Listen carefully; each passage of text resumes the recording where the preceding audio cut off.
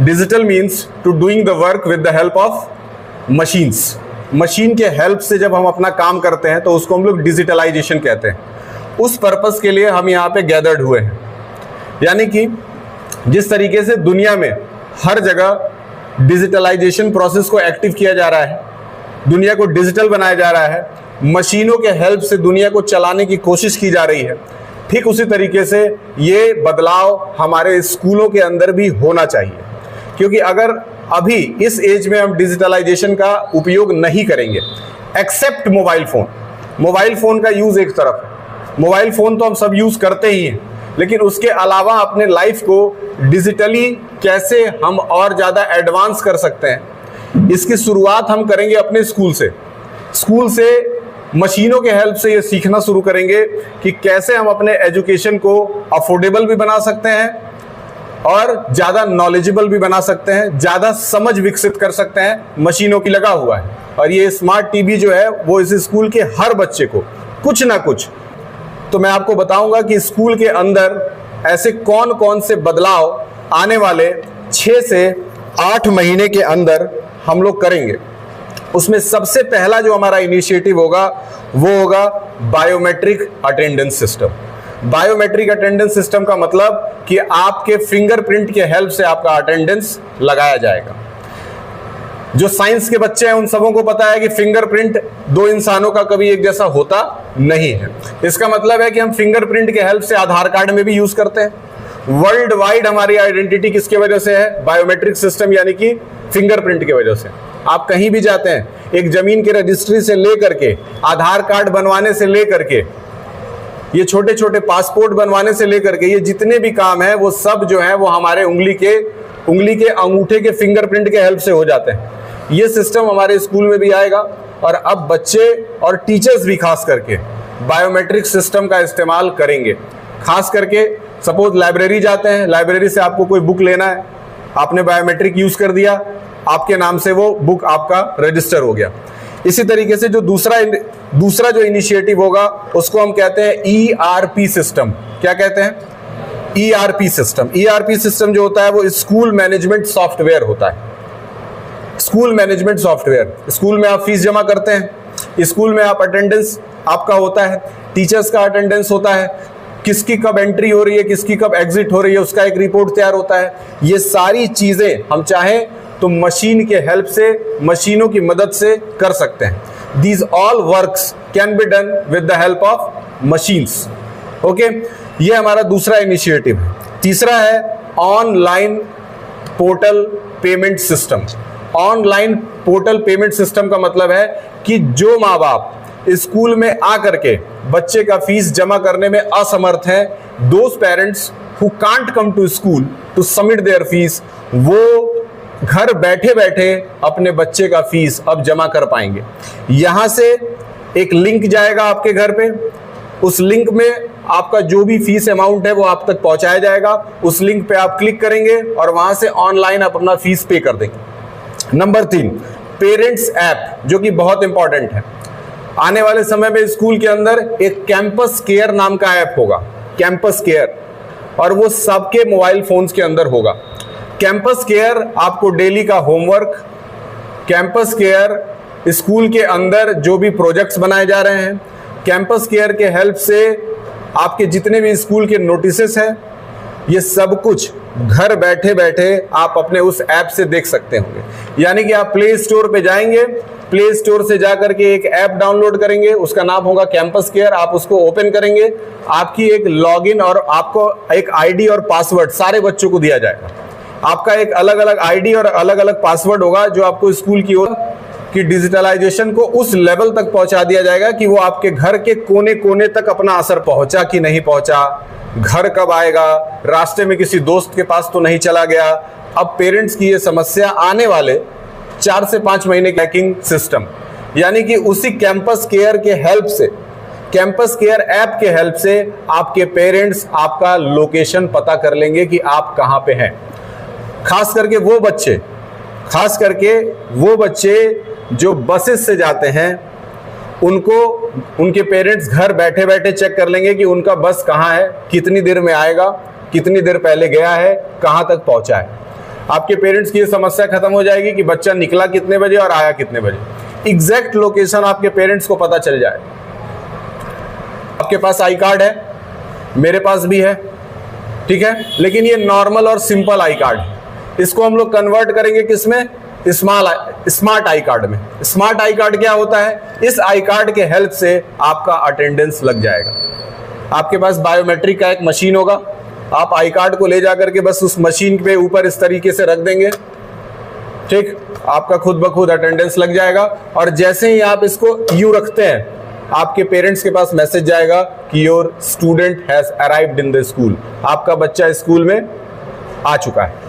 ये तुरंत जैसे ही आप ये रखते हैं तुरंत मैसेज चला जाएगा। अगर आप आई कार्ड नहीं लाते तो फिर आप आते भी हैं तब भी आपका अटेंडेंस नहीं लगाया जा सकता है। आप अगर आए भी हैं स्कूल में तब भी आपका अटेंडेंस नहीं माना जाएगा अगर आप आई कार्ड लेकर के नहीं आते हैं। इसका सीधा मतलब ये कि आपसे ज्यादा जरूरी आपका आई कार्ड है। अब कुछ बच्चे इसमें ये भी दिमाग लगाएंगे तो आई कार्ड तो अपने दोस्त के हाथ से भिजवा देंगे, वो हमारा अटेंडेंस लगा देगा। ये ऐसा भी बच्चे दिमाग लगाते हैं, लेकिन वहां पे सीसीटीवी कैमरा भी लगा होगा। आगे बढ़ते हैं। अगला है सोलर पैनल। पावर कट की समस्या दूर हो जाएगी।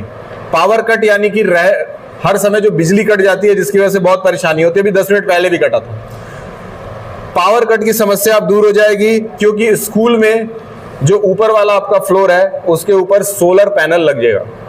सोलर पैनल लग जाने से, सोलर पैनल क्योंकि रिन्यूएबल सोर्स ऑफ एनर्जी का एक अच्छा एग्जांपल होता है। रिन्यूएबल सोर्स ऑफ एनर्जी क्या होता है? आप सन से एनर्जी लेंगे और इलेक्ट्रिसिटी में कन्वर्ट कर देंगे। इसमें इसको इको फ्रेंडली भी कहा जाता है। क्यों? क्योंकि इसमें हम अपने नेचर का कोई भी नुकसान नहीं करते हैं। Very good. इसके बाद आते हैं डिजिटल रिजल्ट। अभी तक आपको जो रिजल्ट दिया जाता था, आपके पेरेंट्स के पास जो रिजल्ट जाता था, बेसिकली वो रिजल्ट क्या होता था? वो हैंड रिटन रिजल्ट होता था। हैंड रिटन का मतलब टीचर्स अपने हाथ से लिख करके परसेंटेज ऐड करके देते थे। अब उस चीज को पूरी तरह से क्या कर दिया गया है? कंप्यूटराइज कर दिया गया है। अब जो फाइनल में आपको रिजल्ट मिलेगा वो डिजिटल मिलेगा, वो कंप्यूटराइज्ड मिलेगा पूरी तरह से। उसमें टीचर्स का लिखा हुआ कुछ भी नहीं रहेगा, ठीक है। इसके बाद आता है टैबलेट। मैं स्कूल में 5 टैबलेट मंगवा रहा हूं और ये पांचों टैबलेट जो है, पांचों, जिसमें से 1-2 तो ऑर्डर भी कर दिए गए, सैमसंग के टैबलेट्स। 5 टैबलेट्स आएंगे। 5 टैबलेट का पर्पस क्या है? सुन लीजिए। ये जो 5 टैबलेट्स हैं, इनका जो मेन पर्पस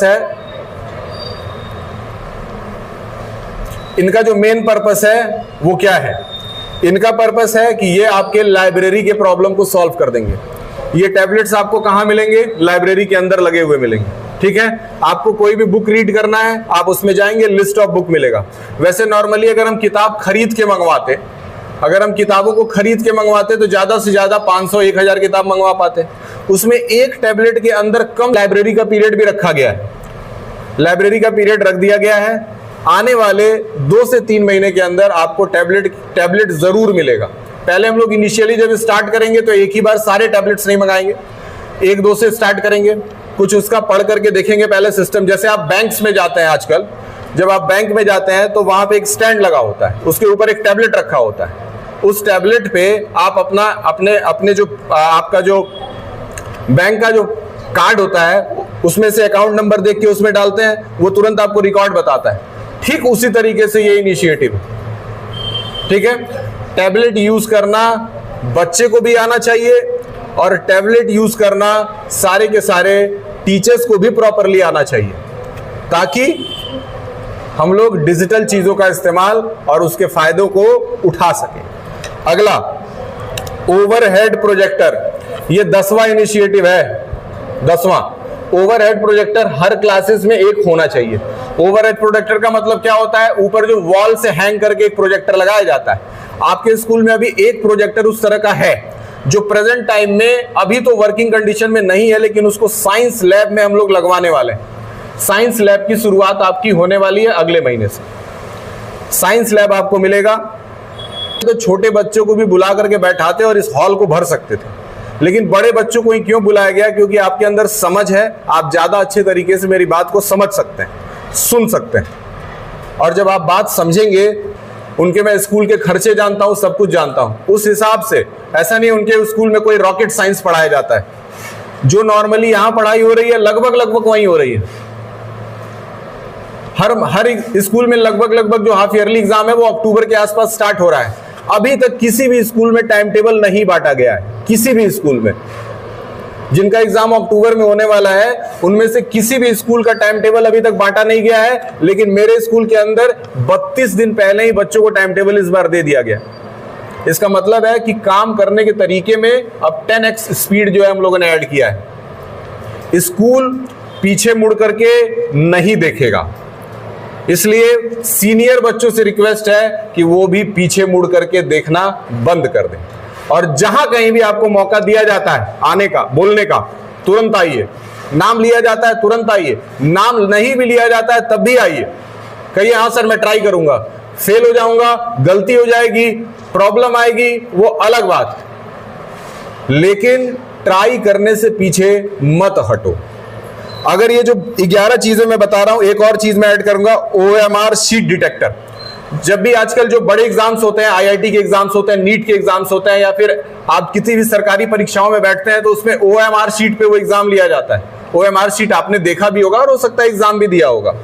OMR शीट को चेक करने के लिए एक मशीन आती है, उस मशीन के अंदर उस पेपर को डालते हैं, वो आपका रिजल्ट बता देता है ना। ये लगभग 60,000 रुपए का मशीन है, है ना।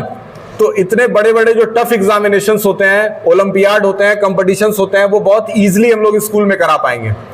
अब अगर स्कूल में कोई कंपटीशन अगर अभी करा दें और फिर कॉपी चेक करना हो तो मुझे 300 कॉपियां चेक करनी पड़ेंगी, और 300 कॉपी चेक करने में हमको लगेगा 1 हफ्ता, लेकिन वो मशीन रहेगा तो आधे घंटे के अंदर सारी कॉपीज चेक हो जाएंगी। समझ में आया? यही फायदा है डिजिटलाइजेशन का, और यही हमारा पर्पस था। 1 2 3।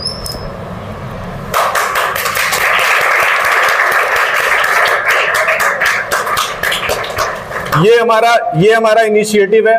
इस बोर्ड को देखिए, इस पे पढ़िए, जो भी चीजें मैंने आप लोगों से कही हैं वो सारी चीजें डिटेल में इसके ऊपर लिखी हुई हैं। 1 से लेकर के 11 तक जितने भी लाइन से फैसिलिटीज स्कूल में हम लोग फ्यूचर में अवेलेबल कराने वाले हैं उनका यहाँ लिस्ट दिया हुआ है। आने वाले समय में हम लोग इन चीजों पे काम करेंगे।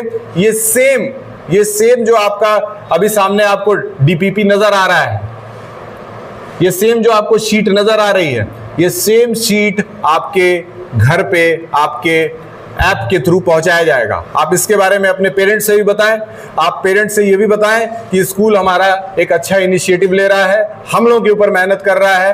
एक रिक्वेस्ट सारे पेरेंट्स से है, इस वीडियो के माध्यम से जो मुझे सुन रहे हैं और जो बच्चे बैठे हैं, कि हमको इसमें आपका बस एक ही सपोर्ट चाहिए कि आप लोग टाइम से अपना फीस जरूर जमा कराएं।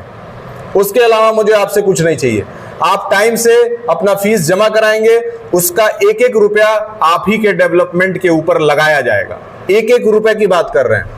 मैनेजमेंट का ये साफ कहना है, उनके पास पैसा आएगा वो स्कूल में लगाने के लिए तैयार है, वो पूरा पैसा स्कूल में लगाया जाएगा। और सीधी सी बात है, जो बच्चे यहां पढ़ रहे हैं उसका सीधा लाभ उन्हीं बच्चों तक पहुंचेगा। क्लियर है? तो आप सभी से रिक्वेस्ट है, इस वीडियो के माध्यम से जो पेरेंट्स मुझे सुन रहे हैं उनसे भी रिक्वेस्ट है कि आप अपने बच्चों का फीस सही समय पे जमा करें और स्कूल को आगे बढ़ने में सहयोग करें। इसी के साथ इस इनॉग्रेशन सेरेमनी को मैं खत्म करता हूं, रोकता हूं, और उम्मीद करते हैं कि हम लोग जो भी प्रॉमिस आपसे किए हैं आने वाले 6 से 8 महीने में सबको पूरा कर दिया जाएगा। बहुत बहुत धन्यवाद आप सभी लोगों को। ठीक है, बच्चे लाइन बाय लाइन क्लासेस में भेज दो। Head girl